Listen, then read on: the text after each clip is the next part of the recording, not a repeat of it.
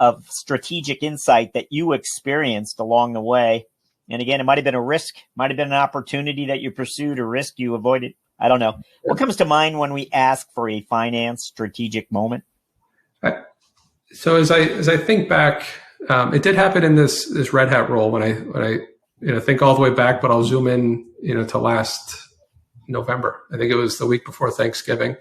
I got a call from our CEO, and was new in the job. Right, I was like 1 month in. Just getting my arms around, the finance and planning team, the accounting side, the procurement pieces, the kind of the legs of it. And he said, I'd like to almost double your team. I'd like to give you our sales and services operations organization to help manage that. So 1 month in, my head was spinning a little bit to take on that. But when your CEO calls, you say yes. Like, you talk through it, but I said, yes, I could, is this what the company needs? This is what the company needs. So I'm going to help you do this. But it set the stage for the strategic moment. That wasn't the strategic moment. The strategic moment was, I spent the rest of, between Thanksgiving into the holidays. I didn't make any changes. I said, we're in the end of the year. We got to get we do the bulk of our business there, like most companies, right, between the holidays there, and try to get that all done in December.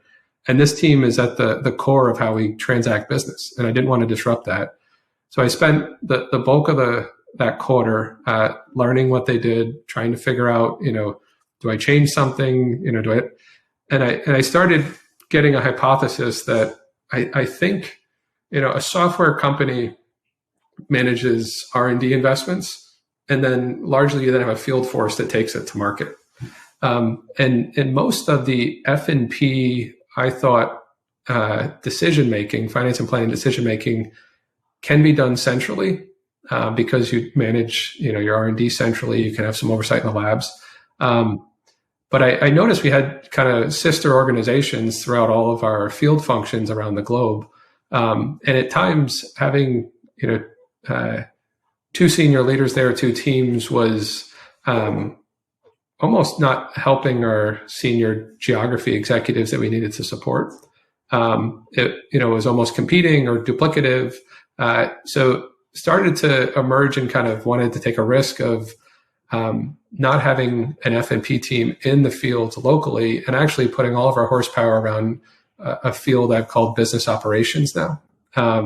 And really, I've unlocked this over the last couple quarters. I created a global leader to help me do this in January. We brought all of our teams together to figure out what tasks we do. Do you help your leader look at pipeline reports? Do you self-serve them? Do you help them make investment decisions, like hiring, a customer success manager over here versus hiring a direct sales or a partner system seller?